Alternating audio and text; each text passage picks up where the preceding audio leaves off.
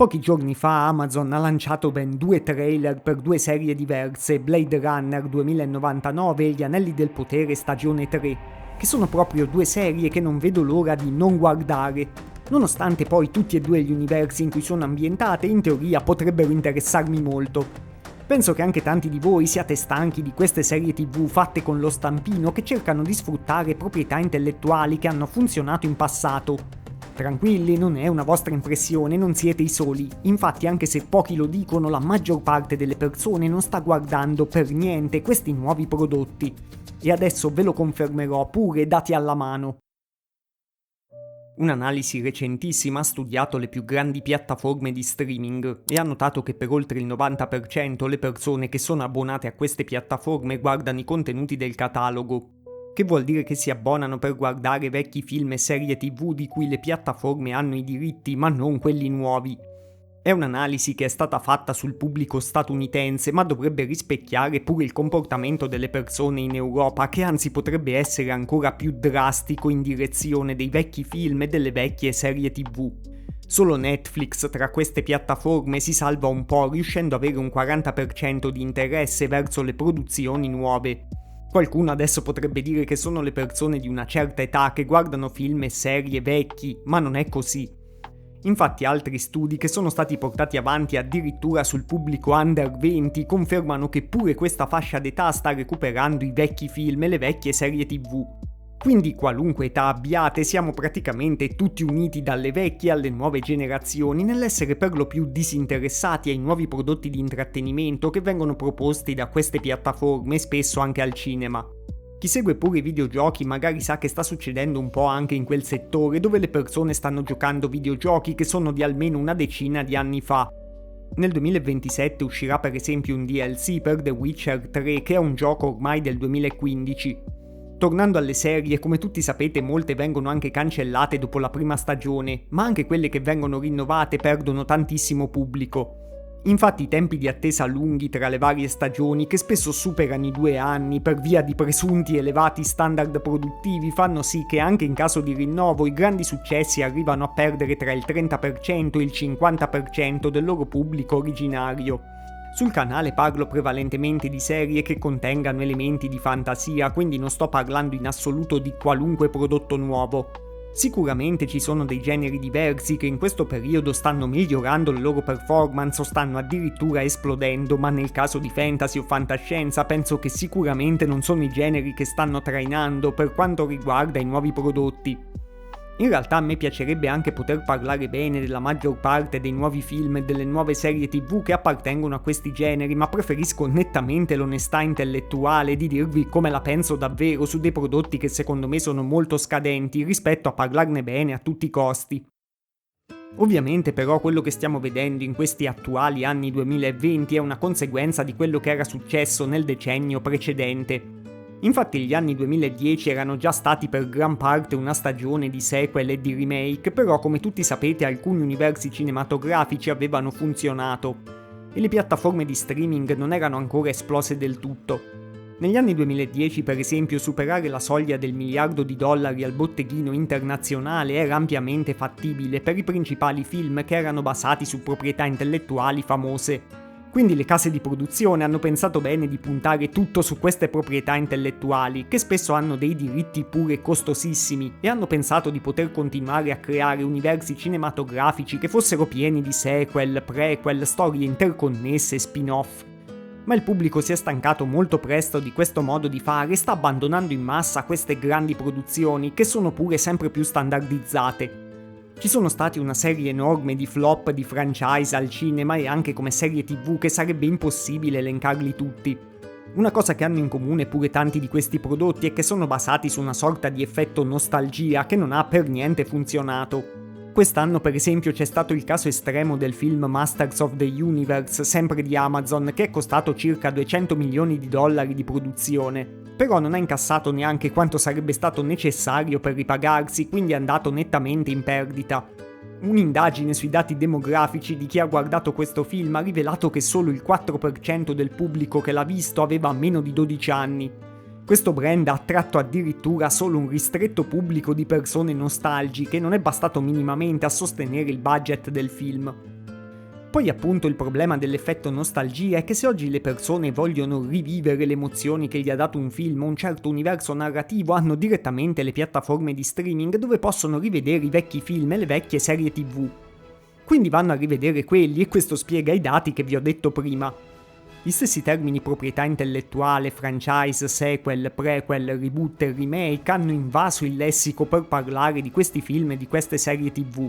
Hanno cancellato completamente l'interesse intorno alle storie e sono diventati poi praticamente per il pubblico un sinonimo di un film o di una serie di una qualità mediocre, che è basata solo su qualcosa di vagamente conosciuto e che chiunque di noi può tranquillamente rimandare di vedere, o anche direttamente non vedere mai, pure se fosse interessato all'universo in cui è ambientata. Secondo altre rilevazioni, di cui vi farò vedere dei grafici a schermo, il 47% degli abbonati ai servizi di streaming ha dichiarato di aver cancellato almeno un abbonamento a causa della saturazione e della ripetitività dei contenuti che erano collegati ai grandi franchise. In tante altre rilevazioni è emerso pure che le persone si sono abbonate solo per seguire una o due serie, spesso vecchie di decenni e già concluse, e dopo averle recuperate hanno cancellato l'abbonamento.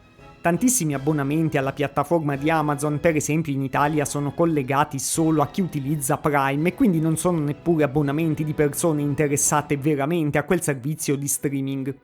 Ma a parte tutti questi dati, quali sono i motivi per cui la maggior parte delle persone ha l'impressione che i film e le serie TV degli ultimi anni siano solo dei prodotti vuoti e standardizzati?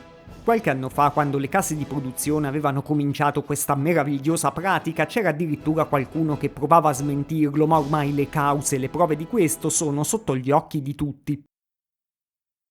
I motivi di questo drastico allontanamento del pubblico non stanno nella pigrizia degli spettatori o nella loro presunta chiusura mentale verso cose nuove, come si provava a dire appunto all'inizio per giustificare i primi clamorosi fallimenti, ma stanno proprio nelle scelte che hanno fatto le case di produzione e le piattaforme che distribuiscono le serie. Per anni hanno trattato i film e le serie TV non come delle storie individuali con un inizio e una fine, ma come dei tasselli all'interno di un quadro più grande di uno dei famosi Cinematic Universe.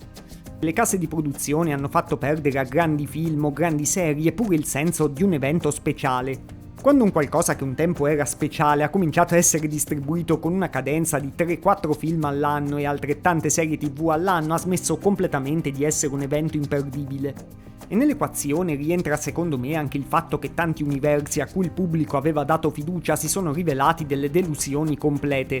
È difficile avere dei dati statistici a proposito, però secondo me i sequel indecenti di Star Wars sono un esempio, e lo stesso lo sono le stagioni finali di Game of Thrones. Tutti e due sono degli universi a cui il pubblico aveva dedicato molto tempo e molta passione, invece per come sono andati a finire hanno fatto scadere completamente l'interesse verso questi due universi agli occhi del pubblico, che ormai giustamente non si fida neanche di qualcosa che apparentemente potrebbe sembrare a prima vista di qualità. E questi due esempi che vi ho fatto sono solo i più famosi e erano solo l'inizio, infatti dopo di loro, almeno nel fantasy e nella fantascienza, le cose sono andate addirittura peggiorando. Infatti negli ultimi anni film e serie TV seguono una standardizzazione che è basata su degli algoritmi che in teoria sono pensati per mantenere l'attenzione degli spettatori. In realtà il risultato di tutti questi algoritmi che vengono applicati alla narrazione sono solo delle strutture prevedibili che annoiano ancora di più gli spettatori. Oppure sono i famosi dialoghi infarciti di battute ironiche fuori contesto che vogliono replicare l'ironia che ha funzionato comunque solo in una manciata di film della Marvel. E invece hanno finito in quasi tutti gli altri film per togliere la tensione e la credibilità degli avvenimenti che venivano raccontati. Quando si inserisce un finale di azione, spesso sono sempre delle colossali battaglie in CGI che sono visivamente piatte e tutte uguali e hanno stancato tantissime persone, chiaramente filmate al massimo in uno stanzone con i green screen. Paradossalmente spesso si è cercato pure di risparmiare sugli effetti speciali, oppure sono state sovraccaricate di lavoro le aziende che dovevano occuparsene e il risultato è stato sotto gli occhi di tutti. Dei film dal costo gigantesco hanno comunque degli effetti speciali visibilmente incompleti, sfondi troppo finti e una resa estetica che è inferiore a opere di 10 anni fa. Il pubblico si è stancato di spendere tempo e denaro per assistere a qualche cameo di cui pochissimi in realtà sarebbero interessati o a una sfilata di personaggi conosciuti nello stile appunto degli Anelli del Potere. che ha preso dei personaggi a caso dell'universo di Tolkien, non si è curato minimamente di integrarli nella storia e li ha usati solo per far dire al pubblico «ti ricordi Tom Bombadil e ti ricordi le Entesse?». Comunque ovviamente sarebbe stato bello che il problema peggiore fosse stato negli effetti visivi, invece è stato proprio nella sceneggiatura di queste serie. Molte serie TV e film di oggi entrano addirittura in produzione senza delle sceneggiature definitive. I problemi di trama vengono addirittura delegati alla fase di montaggio o a delle sessioni di riprese aggiuntive, cioè i famosi reshoots, che poi sono anche costosissimi. In più spesso le persone che scrivono le serie e i film non vengono più scelte per evidenti meriti come sceneggiatori, ma come quote di personale all'interno degli uffici di gestione delle risorse umane. Il risultato è che quando va bene questi sceneggiatori sono poco competenti e al massimo sono capaci di scrivere delle pessime fanfiction. Tutti ormai hanno notato che anche delle produzioni da centinaia di milioni di dollari di budget hanno una scrittura quasi amatoriale, che non ha nessuna coerenza logica con dialoghi spesso adatti ai bambini dell'asilo. Quando va male gli sceneggiatori dichiarano addirittura apertamente di non sapere niente dell'universo su cui in teoria starebbero scrivendo un film, o addirittura dichiarano di disprezzarlo apertamente. Come è successo per la serie di The Witcher, per esempio, che infatti è crollata catastroficamente nel dimenticatoio. E sullo sfondo di tutto questo c'è anche l'obiettivo peggiore degli studi di produzione, che è l'idea di rendere un film o una serie appetibili per il maggior numero di persone possibili, sulla base poi di una percezione sbagliata dei gusti del pubblico. L'idea è che l'intrattenimento si possa vendere in serie come qualsiasi prodotto fisico tipo un PC o una lavatrice. Non a caso Amazon è diventato uno di questi studi di produzione pensando di vendere delle serie TV o dei film come vende i prodotti di consumo. Gli studios poi hanno spesso snaturato completamente l'essenza delle storie originali. Ci hanno inserito degli elementi che secondo loro avrebbero dovuto avvicinare certe fasce del pubblico, così però hanno scontentato i fan più appassionati di quegli universi. In realtà non sono riusciti a creare contemporaneamente neanche una base solida di nuovo pubblico interessato. HBO ovviamente ci riproverà quest'anno con Harry Potter, come penso che tutti già sappiate. L'ennesimo franchise di cui i film sono usciti solo poco più di 10 anni fa e che non aveva bisogno di nessun reboot. Se non per intascare un altro po' di soldi dai tanti appassionati che cascheranno anche in questa ennesima strategia di marketing. Ad oggi chi lo sa quando finirà questo modo di produrre film e serie TV legate agli universi fantasy. Io ci spero, però non ho idea per quanti altri anni potrebbero avere i soldi per mandare avanti questo modo di fare anche senza nessun interesse reale da parte del pubblico. In questo stesso 2026 stanno andando bene al cinema e penso anche tra le serie TV delle cose completamente diverse da quello che gli studios pensano che dovrebbe funzionare. In particolare per esempio film molto più indipendenti, scollegati da qualunque franchise. Questo per esempio fa sperare che torneranno presto film e serie a basso e medio budget, che una volta erano proprio il punto da cui poi nascevano dei capolavori. E che non abbiano per forza la necessità assoluta di incassare $500 miliardi solo per coprire le spese. Delle spese che chiaramente devono essere anche gonfiate perché poi i risultati di queste spese non si vedono quasi mai nei prodotti finiti. Magari potranno emergere pure dei nuovi studios e dei nuovi creatori che abbiano veramente qualcosa da raccontare e che non vogliano fare solo contenuti per riempire le piattaforme. Magari torneremo proprio anche a delle storie autoconclusive e verranno abbandonati progressivamente degli universi condivisi eccessivamente complessi, in favore di storie più corte, più contenute ma che abbiano molto di più da dire. Comunque finché non ci saranno dei cambiamenti penso che sempre più persone recupereranno film e serie di qualche decennio fa. Io stesso per esempio ho recuperato in questi ultimi anni decine di film e serie usciti prima che fossi nato, quando ero troppo piccolo per averli visti al cinema o in televisione.